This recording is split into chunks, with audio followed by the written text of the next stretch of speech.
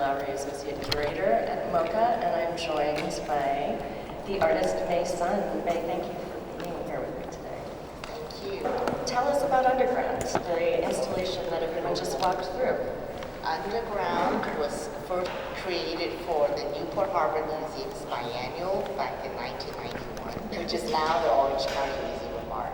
So it was the third installation I created that addressed the mostly hidden history of the Chinese in America. The first one I created was a big multimedia installation in collaboration with theater director Peter Brocious and fellow artist composer Tom Rasham and a bunch of other technical people.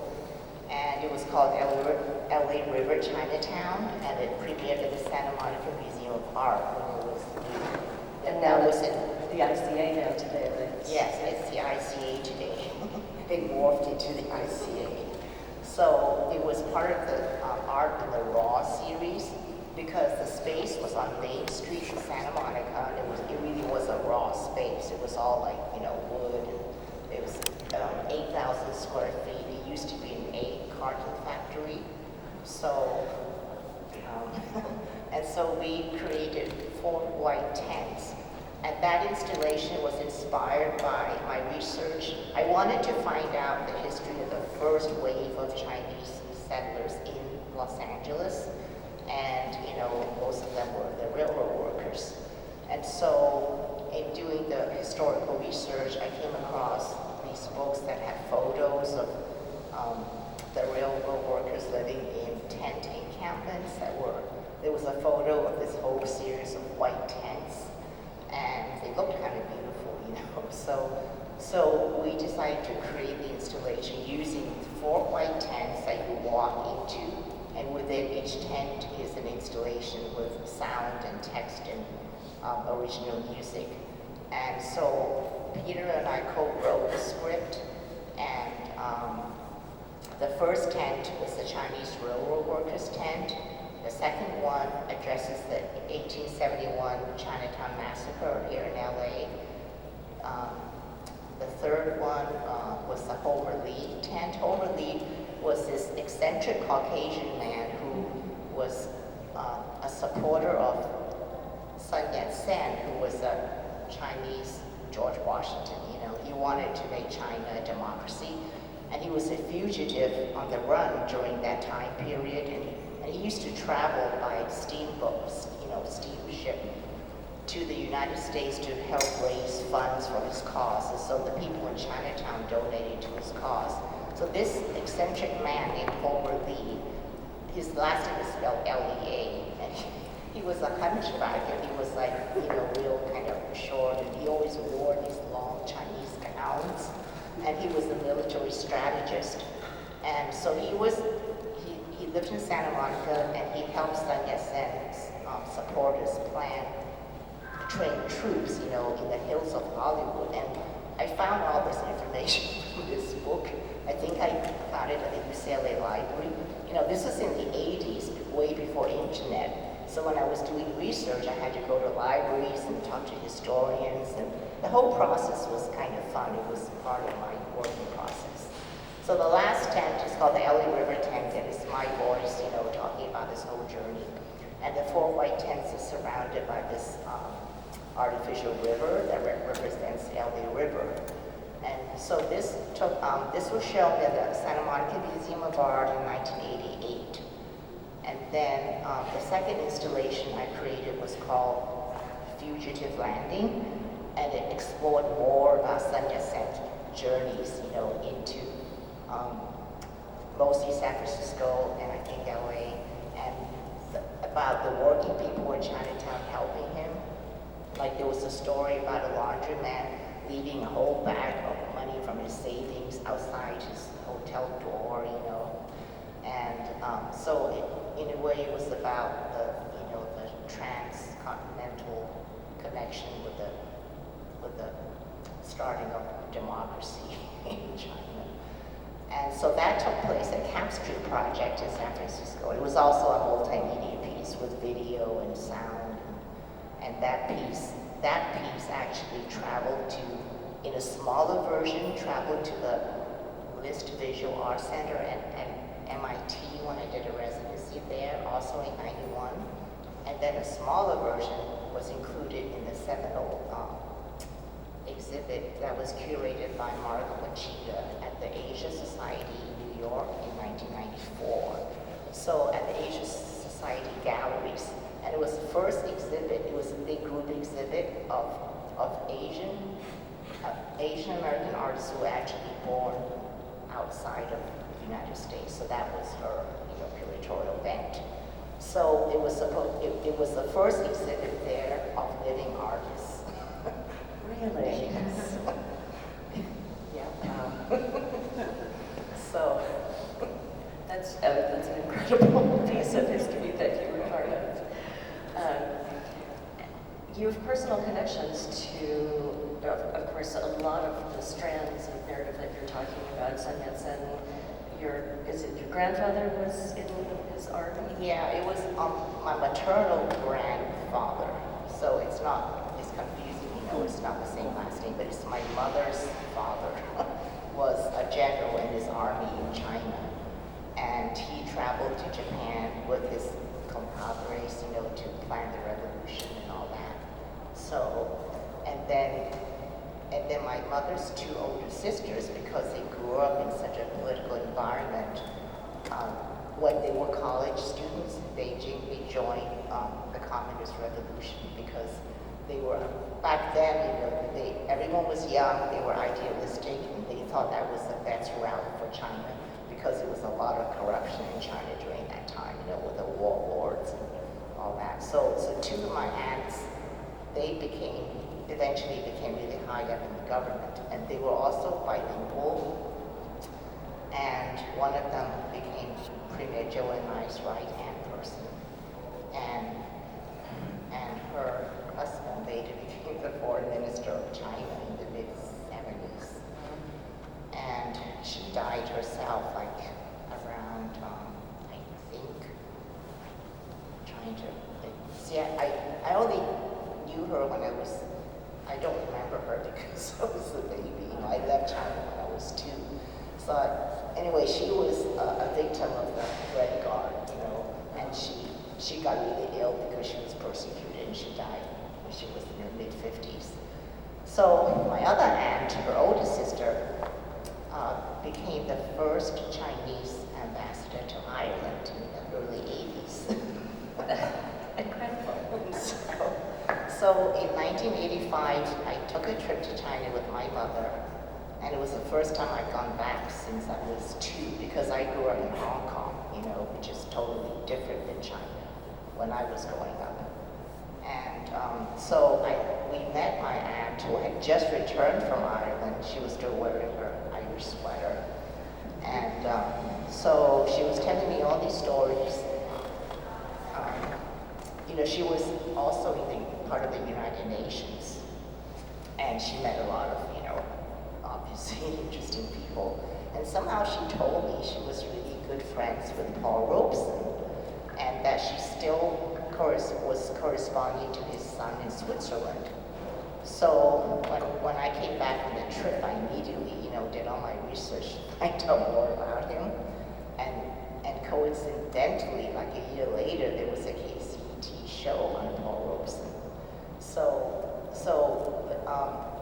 Right after that, I got an opportunity to create a performance art piece based on my trip to China.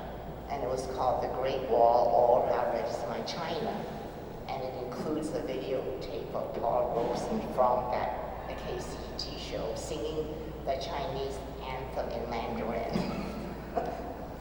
And so when I read his biography, he said that when he went to perform in countries like China and the Soviet Union at the time, he said that he felt like a real human being because back in the States, you still had to enter and exit through the back door, when performing.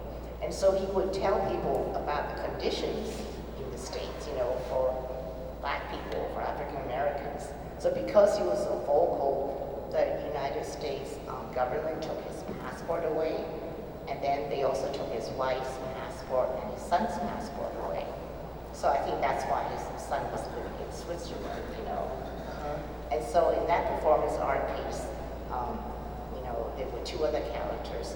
One of them kind of represented the Paul Robeson character, and that was Ulysses Jenkins, who had just had this amazing retrospective at the Hammer Museum. So Ulysses and I went to school together. We met when we were grad students at Otis, you know, in the late 70s. And then after school, we collaborated in each other's performances. Yes, and you showed up several times in that exhibition, which is wonderful to see. As you're talking, I feel a sense of similarity between the work that you make and the stories that you have to tell, right? What some of the crux of what you do is excavating of hidden histories, right, and hidden juxtaposed histories that have always lived side by side, but we might not know it, just like the Paul Robeson story you're telling. Yeah. I want to ask you about, so you grew up in Hong Kong, then moved to LA. Why LA, and why art school? Well, I'm the youngest in my family, and all my older siblings, well, even my father, we all came to the States for college.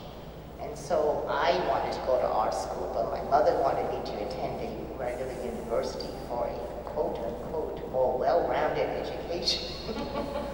So I was only 16, almost 17 when I came over. I was accepted at the University of San Diego because my parents had friends who lived there and they recommended the school. And because I was underage, I guess, you know, some other schools wouldn't accept me.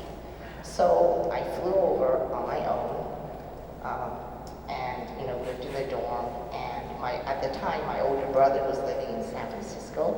So for the holidays, I would go to San Francisco to spend time with him. And we've always been really close anyway. And so he actually was a real activist, and he's also an artist. He's a photographer, a silk screen, you know, painter.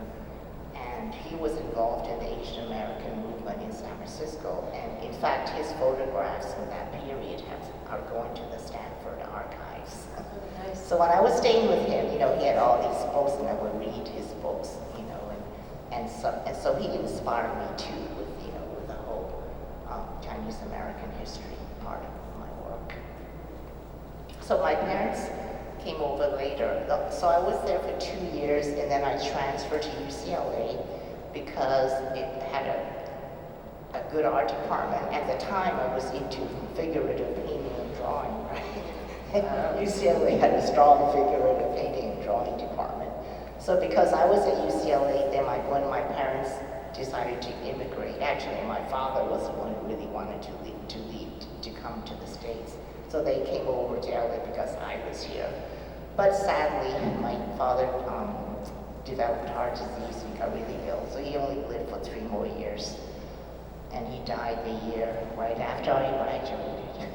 So, That's a tough time. yeah. Wow, and I'm sorry to hear that. It's a very tender age, too. Yeah, my father was a painter. He couldn't be an artist because his father would not allow him to major in art and, you know, become an artist. But he never stopped painting. He was always painting anytime he had, you know. So I grew up with that. So he was a big inspiration to me. Wow, so then were your parents supportive eventually of you becoming an artist and pursuing that as a career? Well, they didn't. I think because I'm the youngest and I'm a girl, you know, they weren't as strict in you know, their typical Chinese whatever, you know, observations. So, and I did get a lot of encouragement in my school in Hong Kong for my art, you know, for my art. So they did see that. And, you know, pretty much all my siblings, we could all draw really well. We were all artistic. My mother was a really good pianist. She was a classical pianist. But everybody else in my family, we were all visual, so it wasn't like it was a big deal. Like I wasn't singled out, you know, for being really, you know, talented. talented in that area or something. A creative thing. And so tell us about the shift then from the figurative work you're doing at UCLA into performance and eventually public art. Yes, so at UCLA, this was in, like, you know, I graduated in 76, so it was like, you know, 74, 75, 76. So in my last year, there was a conceptual art class that was taught by Barbara Munger. And the main switch came about because UCLA, I think, always had a more conceptually based sculpture department. And so in beginning sculpture, you know, it was taught by TA Nancy Yodelman. Oh. And I did my first performance piece in that class. It was an assignment. I remember I did this piece called "You Have to Give Birth to Yourself," you know. It's very of the time. Nancy Yodelman was part of the Feminist Art program at Cal Arts and participated in Woman House, right?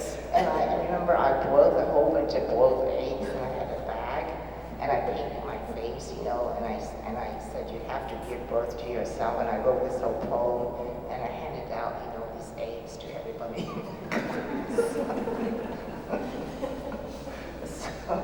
So then, after that, for the, you know, the more senior class, Gary Lloyd was hired to chair the department, and he was a big influence. He was very supportive of my work, and so, you know, I remember in the slideshows just learning all about, you know, the people like Robert Smithson and, you know, all the artists who do big, you know, scale work and space, you know, and the earth artists, and I was just really inspired by all of that. It was just, that's what started it, you know, and I did a couple of installations. It was called the White Room, you know, in the sculpture department that, you know, had sound, and they were kind of minimal. So that was the beginning.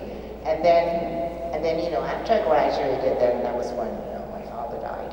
So about a year later, I was living with my mother at the time, and a year later, I went back to Otis, and I wasn't accepted right away in the graduate program, but they accepted me, and I made an installation there, and coincidentally, Gary Lloyd was teaching there at the time, you know, so I kind of continued my studies with him. And that's at Otis, well, at UCLA was where I met Richard Wyatt, you know, the amazing painter muralist. You know, we collaborated on the Union Station project. He did that huge mural. So we met in a life drawing class at UCLA, in Elliot Elgar's class. And we had an assignment. The class, everybody had to do full-length portraits. So we didn't have any full-length mirrors. So we went to his parents' house and we drew each other in their living room. We spent like 7 hours, you know. And I still have those drawings. He gave the one he did of me. He gave it to me, and I'm wearing bell bottoms. Do you have it framed and hung up? It's stored. In my closet. One day. Get a peek at that. So what was your very first public commission? My very first public commission was for the Hollywood Western Red Line subway station. That was the first one? And it was in 1990. And it was a new program because MTA was going to start building all these subway stations for LA. And so they had a whole art program associated with it. And they hired Jessica Cusick, who I think she came from Public Art Fund in New York, somebody who has a lot of experience in public art to head the program.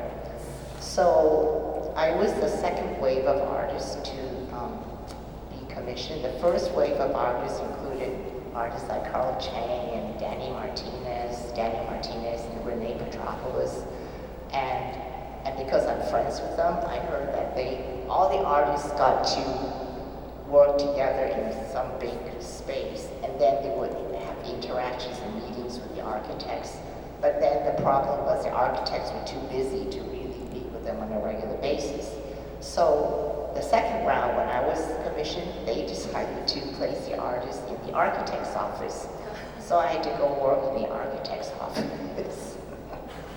Did that afford you a little bit more access then? It did, but it was very intimidating for me because it was such a corporate environment, you know.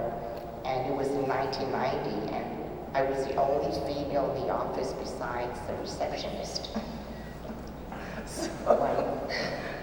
But the program was great because they wanted the artists to be involved in the whole design from the beginning of the design phase, as opposed to, you know, somebody saying, here, this is your space, you know. And so at the time, I think the trend was, that was the trend, as opposed to what they call plop sculpture. So.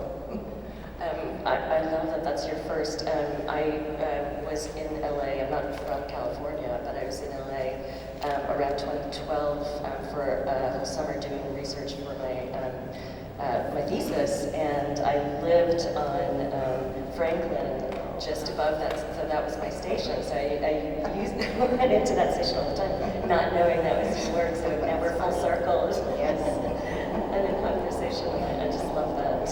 Yeah, so in the office, you know, they paired me up with, they hired a young designer, his name is Paul Diaz, who used to work for Frank Gehry. So we ended up getting along because he was an art major before he went to architecture school. And it was kind of fun because back in those days, it was right before everything got all computerized. So architects were still using colored pencils and drawing, and it was fun, you know, because I got to draw and use colored pencils and work with these architects. Some of them were just amazing draftsmen, so. That's a skill that's probably gone by the wayside with AutoCAD and all sorts of other SketchUp programs.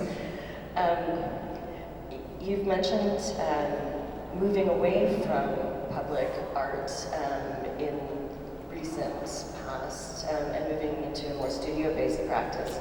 Can you talk about why the shift and what you're working on? Well, I've just done so many big public art projects that take years to complete, you know. So I did a big, for example, you know, I did a big project in Boston.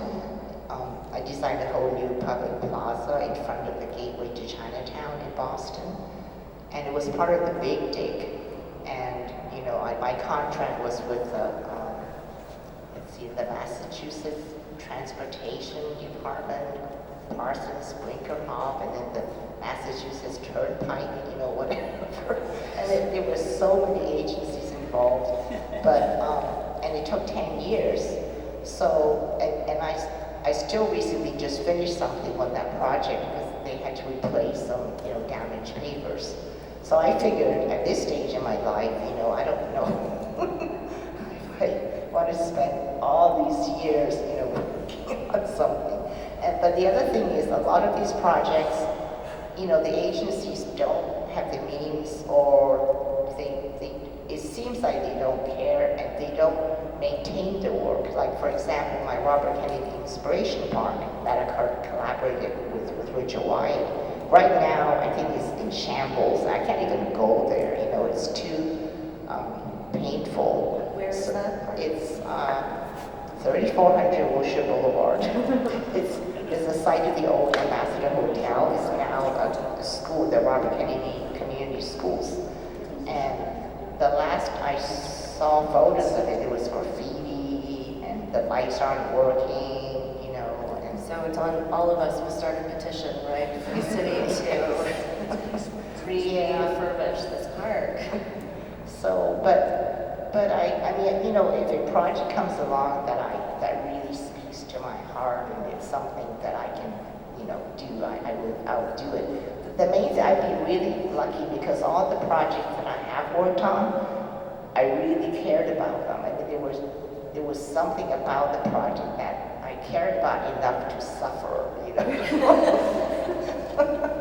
So like, you know, the plaza in Chinatown was for the Chinatown community there because they were really short-changed when, in the 50s, when the highway department cut through their neighborhoods, you know, and then they did a survey. They wanted to make amends and asked them what they wanted, and they said they wanted open space because everything was so crowded.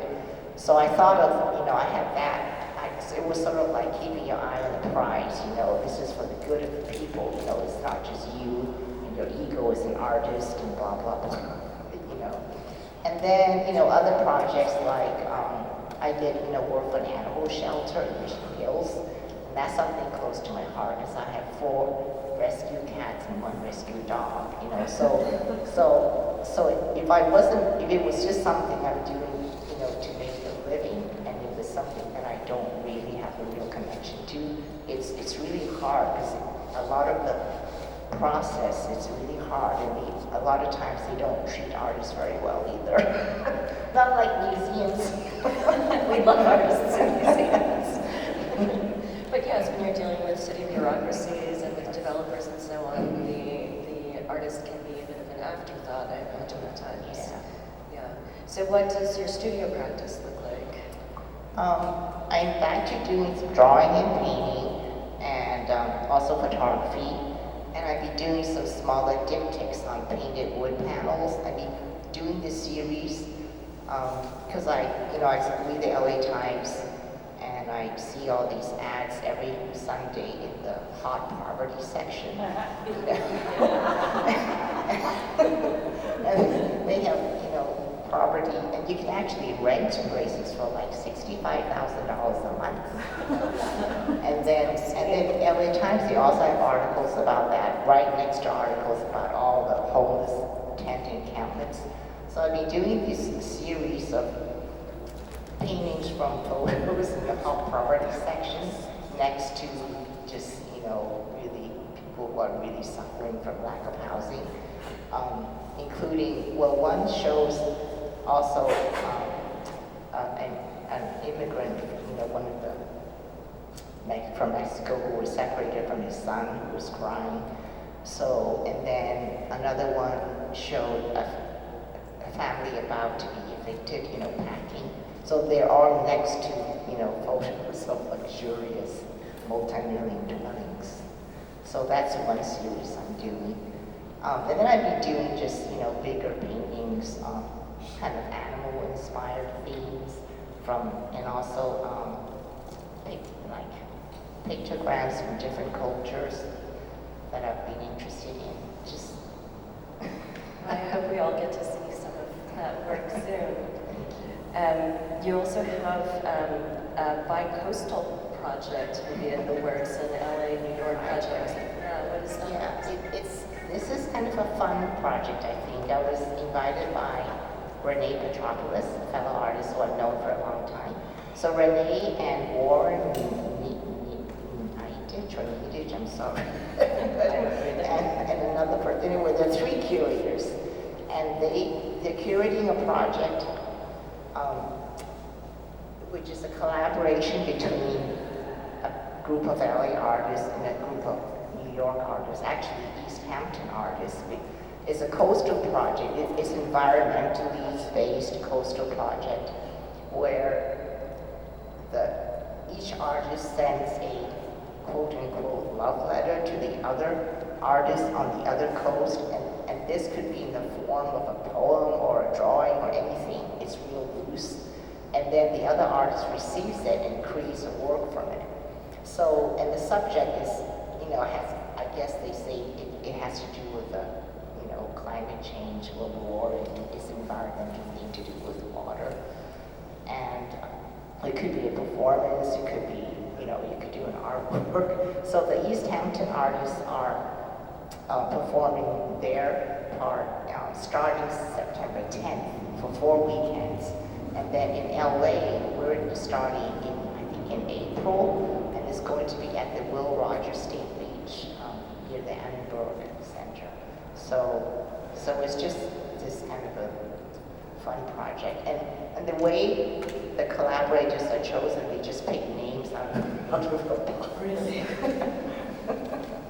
And And Will Rogers, that'll be in the form of performances as well? Well, it's up to each artist. It could be a performance, it could be, an artwork, it could be, song or anything. Okay, so we'll mark our calendars for April 2023 at Will Rogers. Great. Looking forward to it. Well, I wonder if anyone has questions for Mason. I had a question about, is it called Underground? Here. Was most of your research historical research, or did you also get out to speak to some of the farm workers? That piece was historical because the Chinese farm workers were in California from in the late 19th century. Yeah. So a lot of that was taken from this book. It is a very detailed scholarly book. It's called This Bittersweet Soil by Su Chang, and I think she was a professor at UC Santa Barbara. So the subtitle is The Chinese in California Agriculture 1860 to 1910. So there's a lot of information in that book. Every time I look through it, I find something new. So basically she, is very detailed. So she talks about, the first wave of Chinese, they came, to mine for gold, and they had, how they, when they staked their claims, they were persecuted, by other miners, and then some of them, so besides the laborers in the agricultural field, some of the Chinese who first came over, they also were, they actually owned some land in farming. They were truck farmers, and they grew vegetables. And the reason why they grew really good vegetables is because when they left the mines, or when they were mining, it was called placer mining. They extract from the river, the alluvial soil. So, and then I think the land that they did have was near, that river, near water, so they had a really fertile soil. So that's part of it. But then a lot of the agricultural workers were also displaced railroad workers. After the railroad was finished, they had to find new work. And so, and in the book it also talked about land monopoly, how, there were land barons who were either grabbed land or were given huge plots of land, and that's why they needed so many workers. And there's another book, California historian Kerry McWilliams. He also wrote a book called Factories in the Field, and he really, kind of described the whole situation. So the photos in that installation, two of them are from vineyards. The one that I hand colored is from the vineyard in San Marino, and another one is also a vineyard somewhere in Southern California. They wouldn't show where. And then the one with the orange, with the orange trees, that's Riverside. And so from this book, I also found out that throughout California, going up into the deltas of San Joaquin and Sacramento rivers, that's where all the Chinese were. And that's also where, a lot of violence happened. Chinatowns were burned, they were chased out over and over again. That happened over like 50 years. And I've been to, there's a town called Locke. It's near Sacramento, and it was the only town that was built by the Chinese. And it was like an old Western town that was, all Chinese. So that was where I got all my information. And also the light box photo of the girl selling oranges. I wanted to sort of introduce a current, photo. I took that in 1990, I think. And back then, when there were all these, migrants selling bags of oranges at LA freeways. So I was trying to sort of, I don't know, address the fact that all the produce in agriculture, you know, in California were so, you know, we're all tempted and by all these people. It's such a poignant moment, right, in the installation that I think it does so much to underscore the larger narrative of what it takes for there to end up being a seller on a median, right, with a bag of oranges and a bag of grapes to sell, right? It's like everything that has gone into that up to that point, and the decades of agricultural history that we're seeing.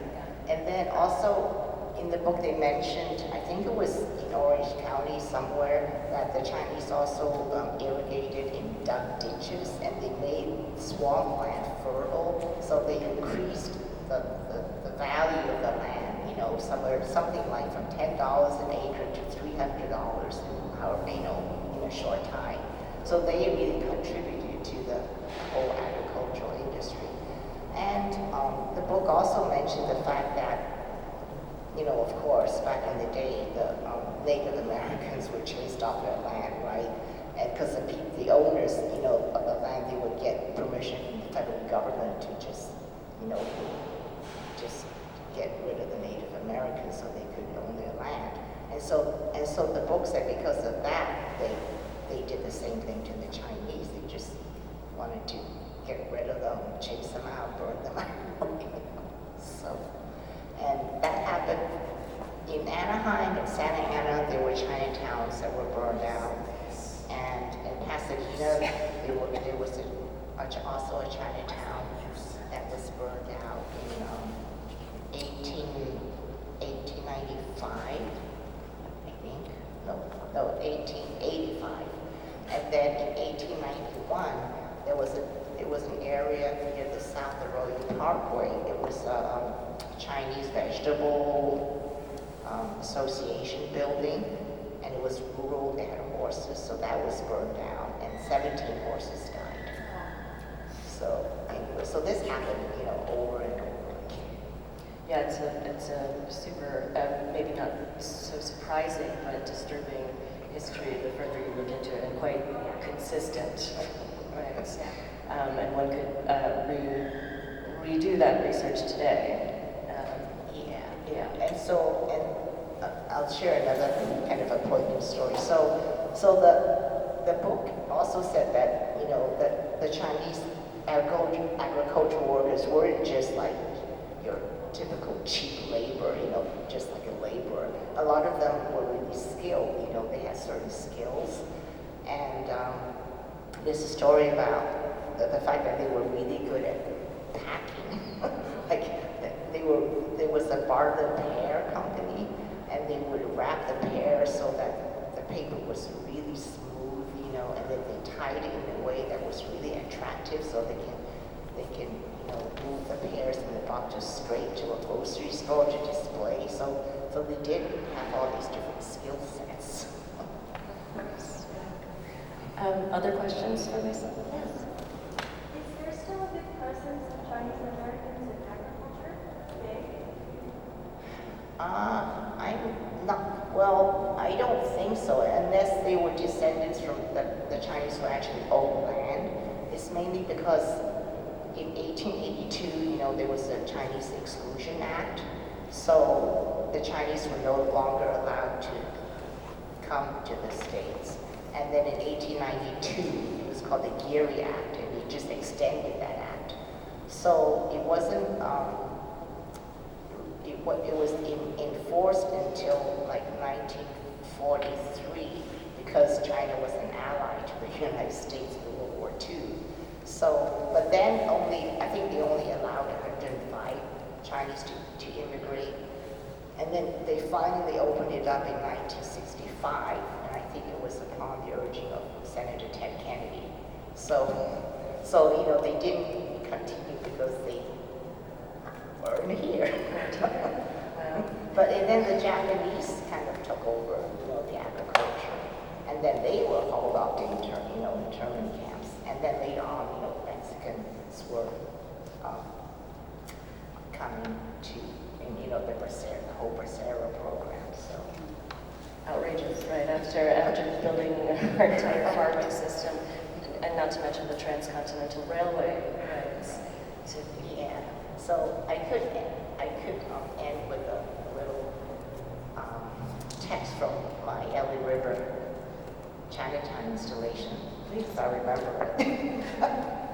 It was okay, so in that installation, we actually hired Chinese American actors, to read the lines. So we had people like Beulah Cole and Michael Paul Chan, they were well known in the Chinese American acting community. They read the lines. So this is the line, a few lines from the Chinese Railroad Workers 10. And also it explains the visuals, why I have those tools, standing upright. It was inspired by this photo that I saw, and I wrote a poem about it. So when the tracks were completed, 4,000 Chinese stood in their blue denim work clothes in military file on each side of the railroad bed was their tall shovels. The first Southern Pacific locomotive burst through the San Fernando Tunnel like a bright light upon a land of darkness, and Los Angeles was linked to the rest of the world. What a good way to end. Thank you.